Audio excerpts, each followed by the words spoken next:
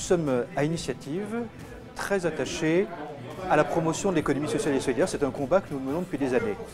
La devise de la République française, c'est liberté, égalité, fraternité. Eh bien, la liberté et l'égalité, je n'en aurai pas la définition, mais c'est très important.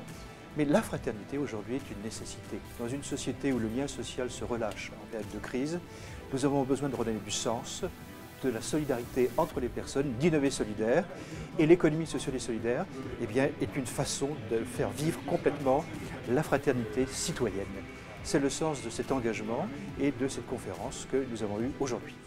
Le projet de loi sur l'économie sociale et solidaire inscrit le secteur de l'économie sociale et solidaire dans cette priorité de lutte contre le chômage et il lui assigne 3 objectifs. Soutenir le renouveau entrepreneurial en modernisant les statuts des entreprises de l'ESS et en développant leur financement. Donner du pouvoir d'agir aux citoyens et aux salariés pour contribuer au maintien de l'activité économique dans les territoires et lutter contre les destructions d'emplois. Et enfin, revitaliser les territoires ruraux et les quartiers où les besoins sociaux ont considérablement augmenté avec la crise. L'ESS est une réponse à la crise. Et elle n'est pas seulement une réponse à la crise parce qu'elle permet de créer des activités et des emplois pour satisfaire les besoins sociaux nés de la crise. Elle est une solution à la crise parce qu'elle démontre que l'on peut combiner performance économique, innovation et utilité sociale. L'économie sociale et solidaire emploie 2,4 millions de salariés en France, soit un emploi privé sur 8. Et ces activités, le plus souvent économiques, permettent d'être un support pour le retour à l'emploi de personnes en difficulté. J'en cite quelques-unes, Initiative Emploi à Châtillon, Fared à Fontenay-aux-Roses, la Régie de quartier de Bagneux, la Table de Canard Antony, Chrysalis et Entraide à Antony, Jeunes dans la Cité à Fontenay-aux-Roses et bien d'autres encore. Quel doit être le rôle de l'État dans cette affaire de l'économie sociale et solidaire? Le rôle de l'État, c'est de construire un environnement juridique, financier et économique qui soit favorable au développement de cette économie privée à but non lucratif.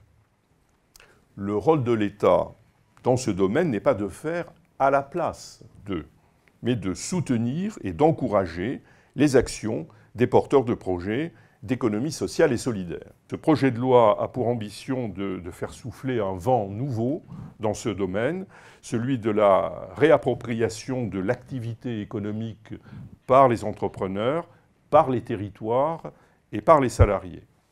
Il entend tracer un nouvel horizon aux acteurs économiques en leur montrant qu'on peut entreprendre en alliant performance économique et mixité sociale, entreprendre autrement pour inventer une croissance riche en emplois de demain. Je vous remercie.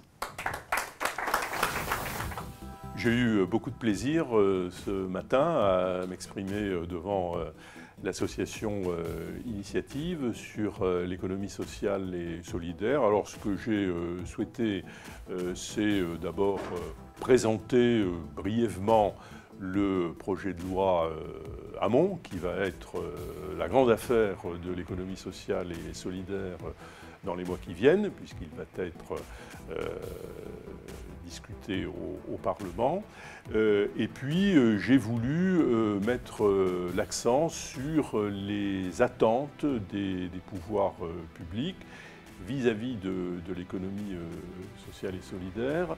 L'ESS a beaucoup à attendre du projet de loi Hamon en termes de reconnaissance, de structuration et d'aide, y compris financière, de la part des pouvoirs publics. Mais les pouvoirs publics, de leur côté, ont aussi beaucoup à attendre de l'économie sociale et solidaire dans leur politique de lutte contre le chômage et dans leur politique en faveur de l'emploi des jeunes ou les structures de l'économie sociale et solidaire doivent pouvoir intervenir. Elles le font déjà, mais nous souhaiterions qu'elles interviennent encore plus, en particulier pour mettre en œuvre des emplois d'avenir et des contrats